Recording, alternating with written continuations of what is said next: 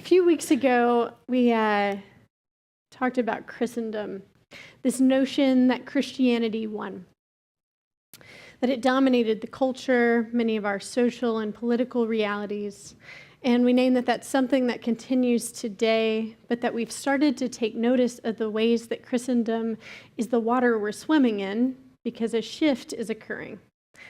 That kind of Christian dominance is losing ground. For many people, that feels like loss or failure. We're constantly hearing about the supposed fruitlessness of the church, congregations closing their doors, membership shrinking. The social power of Christian identity just isn't pulling the same weight anymore. That's the part that theologians and pastors are agonizing about. But we talked about the possibility that losing power is the beginning of something new, not the end. Last week when we discussed the hurricane, David reminded us that having no electricity sometimes wakes us up to the reality that we really have no power, that powerlessness, vulnerability is actually where we live, and that moments like our Armageddon teach us who we are. Sometimes the loss of power is a good disillusionment, and it reminds us that we never had it. The church is waking up to this awareness. So the readings tonight attest that we aren't in new territory. The texts from Jeremiah and from Mark both speak about times of change and shifting understanding. Something has come to an end, new chapters are opening, that change, even conflict, is a normal, natural part of life. For me, Jeremiah is a little clearer on this point as he speaks from his context of Jewish exile. Just as I have watched over them to pluck up and break down, to destroy and bring evil, so I will watch over them to build and to plant. Jeremiah reminds us that change comes around, and while it brings upheaval, it also brings purpose and growth. God is present in destruction and rebirth. It's pretty straightforward. But then we get to the figs. This odd metaphor about the fig tree that fails to bear fruit bookends the corruption of the temple and the religious elite.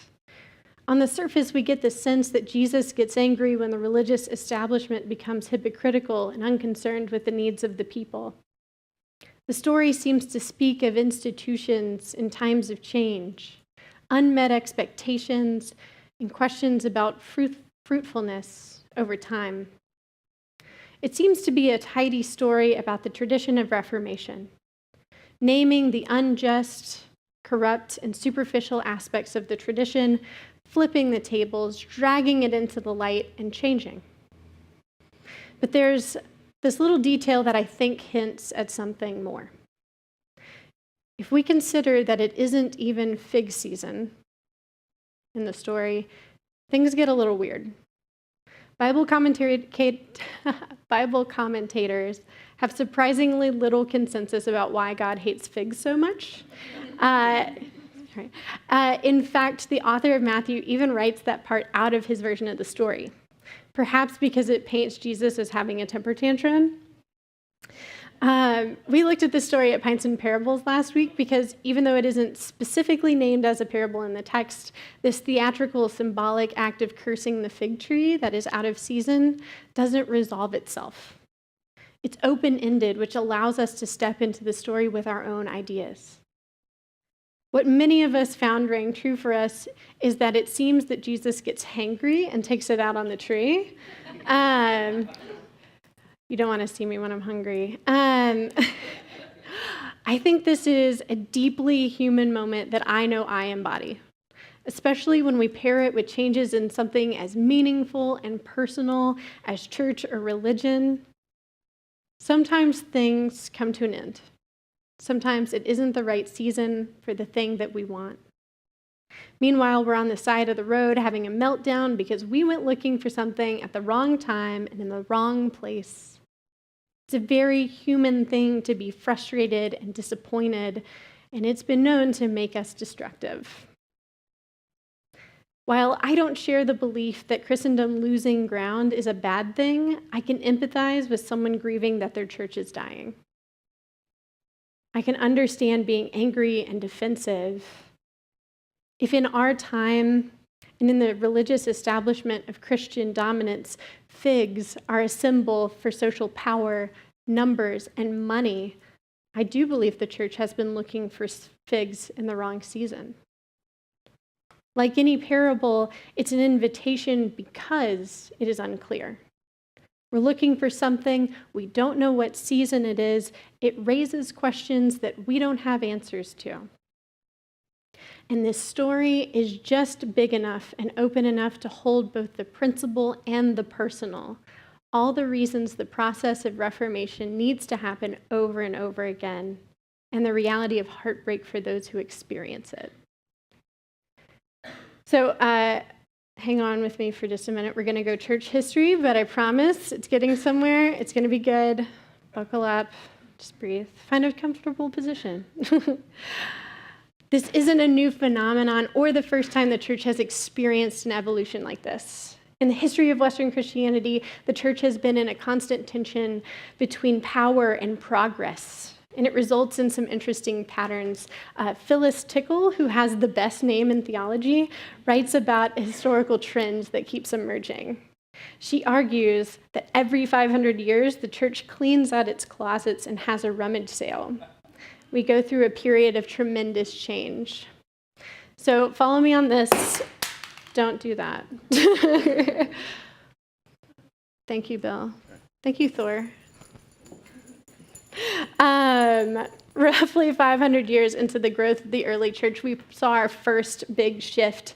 The church gets its first taste of power when a few of the Roman elite become Christian, but then it takes almost no time at all until the destruction of the Roman Empire plunges society into the Dark Ages. All the effort of the councils to establish canon and structure theology is nearly wasted. Clergy become illiterate, theological consensus is lost, and the church becomes exceedingly corrupt. But a wise minority of early church mothers and fathers established monasticism. They prepared themselves a place separated from society in order to preserve the tradition. They copied manuscripts and they maintained holy spaces, holding the church in trust for future generations. All right, so fast forward 500 years, and we get to the Great Schism. The Eastern Orthodox Church tears away from the Catholic Church in 1054. It didn't happen all at once. It came at the end of a century of political and social tension that resulted in Western Christianity alienating Middle Eastern and African Christianity.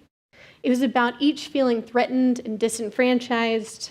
And so the church experienced its first painful separation, and the two traditions spread in opposite directions, speaking to very different people on either end of the politics of their time. All right, and 500 years later, we get the last great rummage sale, the one we're most familiar with, the Protestant Reformation. Because the church is, at least in many ways, a human creation, a social construct, we don't live in a vacuum. Each of these eras of radical change are accompanied by technological advances, new media, and the reorganization of power in society. For the Reformation, we know that the printing press made it possible for people to access the Bible in their own language. But we must bear in mind that while they were beginning to read sacred texts for themselves, that's not all they were reading. Ideas about science and politics were spreading rapidly. Ships were setting sail in all directions. The world was getting bigger, and people had more control over their individual experience. It's no wonder that Christianity had to evolve to give people more agency and to make more room for diverse ideas. And with that freedom came divisiveness.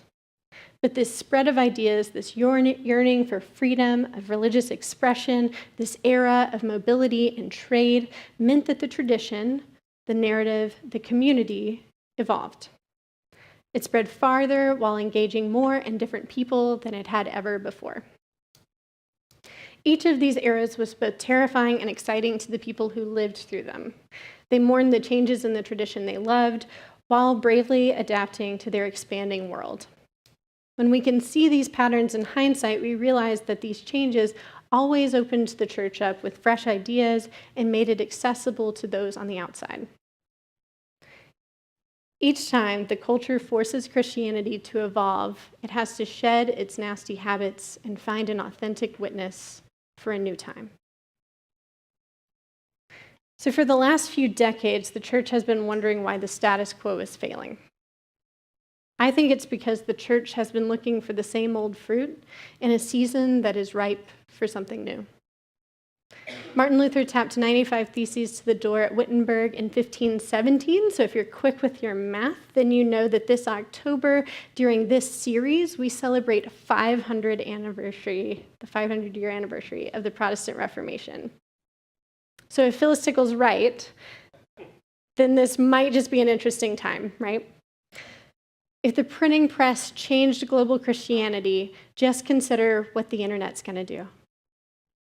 Consider how living in our global economy is going to redefine our neighbor.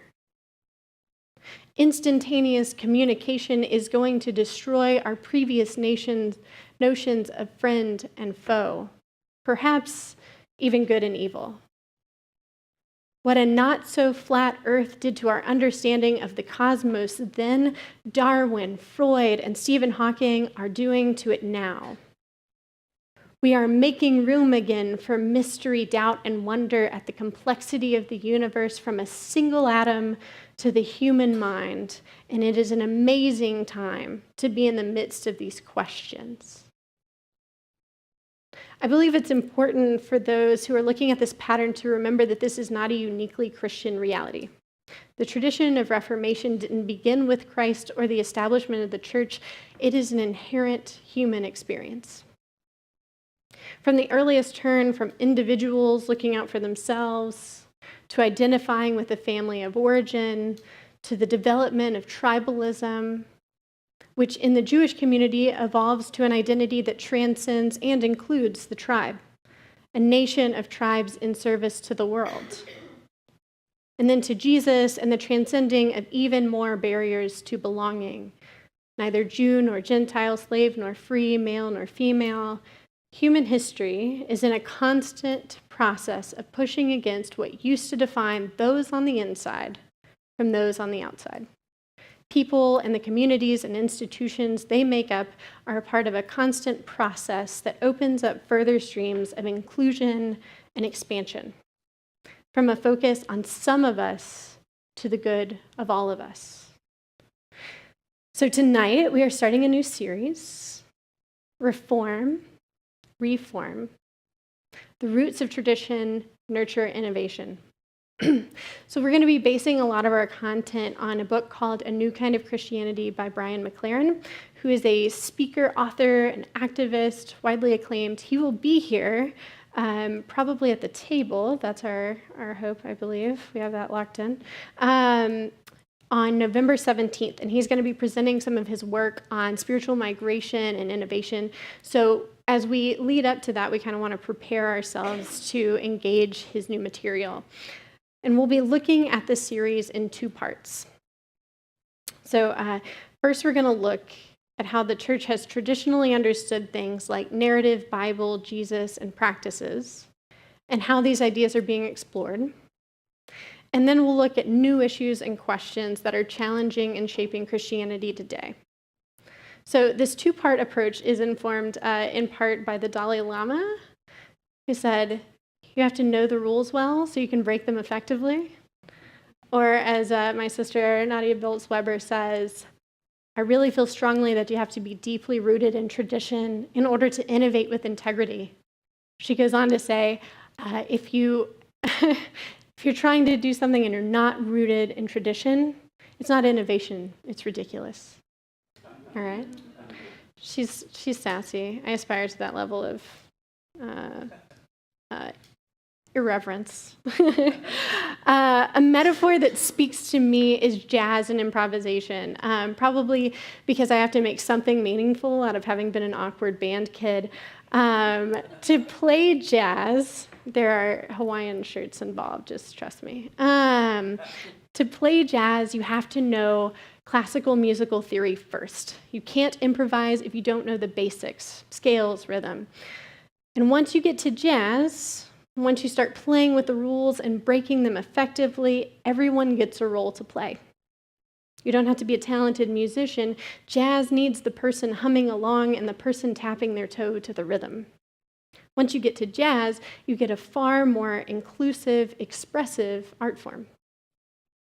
It's about having conversations that help us to embody the next evolution in community, about knowing rules, knowing when and how to break them. We're hoping to contribute to a dialogue that transcends barriers and includes the other. So if that's what Ben, Kathy, and I will be doing with this series, I also want to be clear about what we are not trying to do. This series is not about defining against. There is a tension that we name and discuss here regularly. We say each week, we're different people from different places and backgrounds representing an intergenerational community, and we've traveled different paths.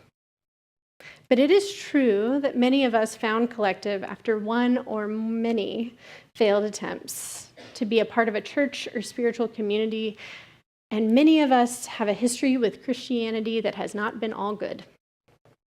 Some of us bring some baggage that we have been able to name and work out in this place. We no longer have to be alone with that pain, and it has been a tremendous gift to share it with others. And we have to maintain a space for people to have those conversations. Because as we've been saying at Occupy Trilogy on Tuesdays, it takes a tremendous amount of courage to walk in that door, especially if you've had those bad experiences. And if we can't hold the space for people to ask critical questions and to do the work of deconstructing what was toxic for them, and if we don't name and define ourselves always and every time against injustice and violence, those people aren't going to trust us, and they shouldn't. On the other hand, as a community, we don't want to be anti-stuff. We don't want to be concerned with the negative or constantly defining ourselves in opposition to this or that doctrine, church, or institution. We want to be pro-stuff. We want to live out what we wish all of those places had been for us. We don't want to be defined by our absence of traditional practice or theology or language. We want to define ourselves with an abundance of diversity, rich conversation, service, justice, and love. A wise woman told me this week, I don't go looking for the church I left at the church I found.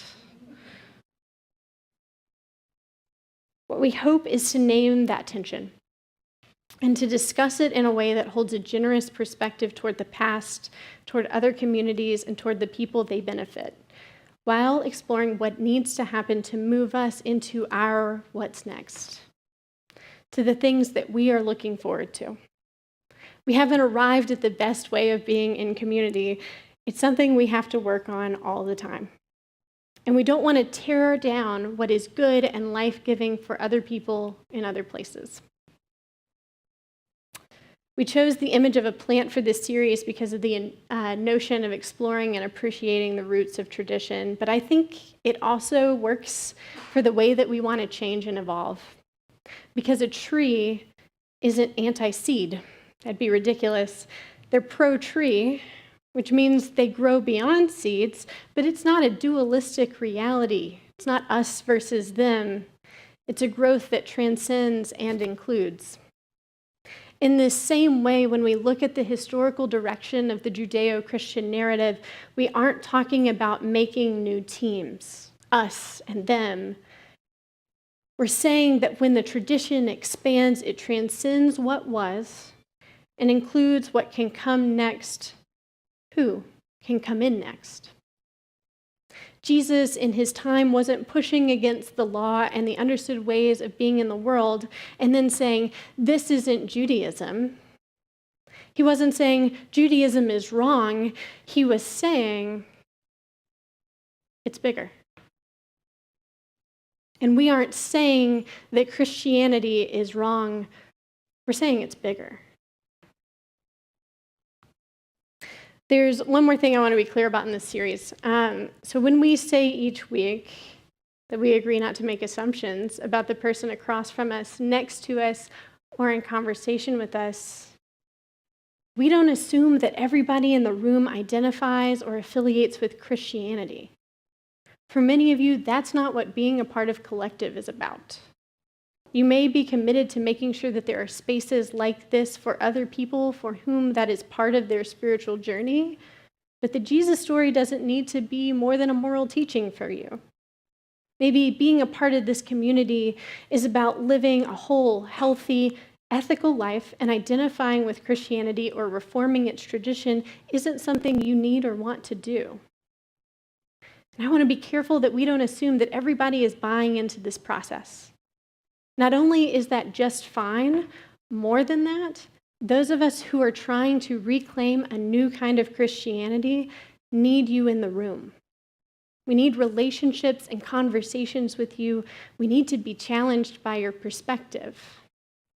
Because I think what Brian McLaren calls a new kind of Christianity looks a whole lot like a new kind of humanity.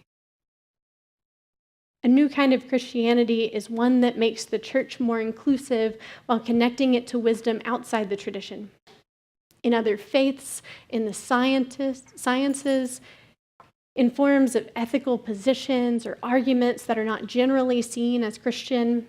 I would argue that the only kind of Christianity that can or should survive this age of globalization and information is one that can be in conversation with those perspectives. Therefore, we need the people in the room who do not identify with the Christian tradition. We don't want to alienate the other. We want to hear from you now more than ever. All right. Finally, there is one other way I hope that we can listen and explore together what it means to be in community. I believe intergenerational communities like this one are uniquely equipped to move the church in its next steps forward. Take, for instance, that we have this interesting generation coming through. Millennials are the largest generation and the most diverse in American history. We're already the most educated generation ever. We value being informed, and we are exposed to more perspectives and religious ideas than ever before. This generation is preparing to wrestle with questions that are going to define the church in this century because the old answers just aren't satisfying to them anymore. But then we get in a room here, or at Occupy Trilogy on Tuesdays, and we've got folks in their 50s and 60s and up who are pushing them. By the way, I'm a big fan of millennials, but I just got to say, we have this other generation coming up, and if you joined us at the Interfaith Kitchen the other night, we served the homeless population in downtown, and the highlight of the night for everybody was the kids. They were inspiring. They were engaged. They were personal. They exemplified service, and they made us very proud. And if you are raising kids like that, you ought to be very proud of yourself, because I know it took a lot of hard work. Anyway, so till they come up with a name that they decide on for that generation, I guess I'll keep talking about millennials. When Collective was first imagined, people thought that this community would reach a certain demographic: young people, college students, and young families. But then it turns out that that's not the case, and the conversations we're having now are about psychographics. People who look at the world or hold their beliefs in a certain way. So we end up with representation from every generation who are early adopters, and who we end up talking about our seasoned folks as golden millennials. These are the people who can show the next generation and the next after how to best break the rules because they've been living by them for so long. They know them well and how to test and challenge and push them. And they can help us hold and respect tradition while demanding something more of it. So I hope that each of us feels that we have a stake in these conversations, a unique role to play, and a perspective to bring to the table. One of the most practical things about being a part of the tradition of Reform is that we practice Reform by having a rummage sale every week. We take our stuff out and we look at it and we question our assumptions. And it takes vulnerability, trust, and grace with one another to be able to do that. Because the process of reform might be communal, but the experience can feel deeply personal. And the tricky thing with a community like this is that we're different people with different perspectives and beliefs. So if we value highly the metaphor of journey, How do we all take part in this journey, this process of perpetual reform together? A few weeks ago, we had our first big collective students program with our middle and high schoolers, and I asked them what they wanted this community to be for them. And we talked about what we would add to the community statement and how they would put it in their own words and represent what they wanted from a community of their peers. We talked about respectful treatment of one another, of not creating cliques here or letting collective be the clique that we take to school with us. And someone said, it's really important at our age for a community to be unconditionally accepting. Oh, goodness. It went to the top of the page. That's great.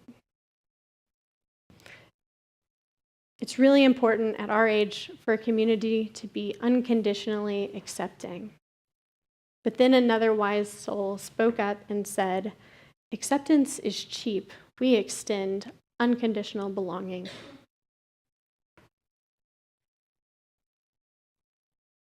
I have to admit that as the director of Connection and Formation, I have an agenda.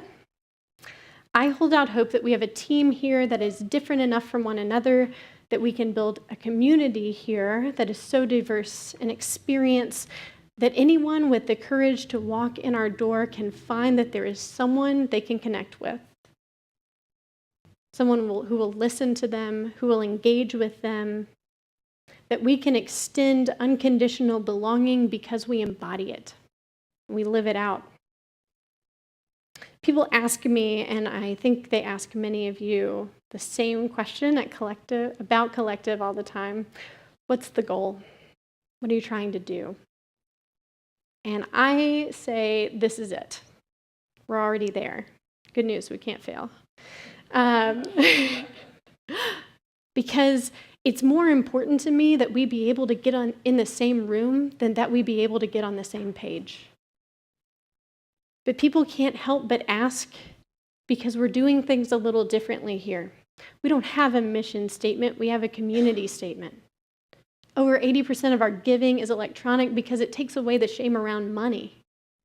I hope that this is a series in which we have a chance to make our community statement more than the thing we recite each week, but to be the way that we live and engage the world. We live this out in conversation and dialogue, in sharing our lives with one another, in committing to a way to be here, in committing to a way to treat one another. We have built change and evolution into our very DNA. We say, whether online or here in the flesh, your presence with us makes us who we are. I find that people don't often change their expectations, but how often do we allow our expectations to change us? We expect the church to be church for us, to serve us and our needs, but we are the church for the church. It only comes alive when we enter in. Community is shaped by what we bring to it. I hope that we keep coming up with new questions this fall. Like, how do we keep the spirit of innovation alive in this place? As our collective students asked, how do we cut down on groupthink and cliques here so that everyone can belong? How do we make space for everyone while holding the community accountable to be a safe and respectful place? How are we in danger of becoming calcified, of becoming an echo chamber? What voices do we privilege? What voices do we overlook? When we say self-selecting, is that another word for exclusionary? And when we say we have an organic culture, is that sometimes a stand-in for the way things were? What has changed for us? How did we end up here? And what are we looking forward to? There isn't one single open-ended question we want to ask of spirituality, church, or Christianity. We are the open-ended question. We become that question for the world. It is the season to go looking for something, to pose questions, to challenge assumptions. The statistics don't lie. Many people, insiders, outsiders, the marginalized, and the privileged, are asking what's next. The church has used fear and certainty for generations to convince people to behave, to fall in line, but that's just not a good enough reason to show up anymore. Churches have been telling people that without their special brand of Christianity, moral society as we know it will fall apart. But perhaps that doesn't add up to some of us. Because you know that you can have an ethic without having an eschatology. And you don't have to have a name for God to believe in something bigger than yourself. People don't need to come to church to secure their place socially anymore. They don't need it to network. And our loss of power is going to give the church the ability to reclaim its authenticity. I don't think any of us know what the church will look like in 10, 20, 30 years, but I believe that we are headed in a direction that is more global, more connected, more inclusive, and more informed. We're going to have to welcome more questions and make room for more misfits, and Christianity is going to have to account for the ugly side of its history. And this is going to be a confusing, engaging, heartbreaking, beautiful era, and you're not going to want to miss it. We come each week to a table where we rehearse a body broken and blood poured out. We practice the Eucharist as a church, not as individuals. We experience it as a community. And it illustrates beautifully what we've explored tonight. The practice of the garage sale of spirituality and tradition is agony. We give thanks for the tradition, but then we break the garage of tradition open and all the stuff inside is poured out. And we examine it mindfully, purposefully. We consume that which makes us more alive, and we let die off that for which the season has ended. This is an act of generative love, not destructive hate. We reform not to kill the church, but to help her give birth to a new era. The Eucharist is not anti-Jesus, not anti-body. It's pro-incarnation. It's pro what comes next. We don't kill Christ every week because we hate him, but because we believe that something somehow comes after this stimulus for change, this next reform, this next meal, whatever comes next, we believe is just a little bigger, a little better, a little more whole and alive, which is to say that we believe in resurrection. And living resurrection means in this community that no one will ever be turned away. When you're ready, feel free to come and receive a piece of bread and dip it in the cup.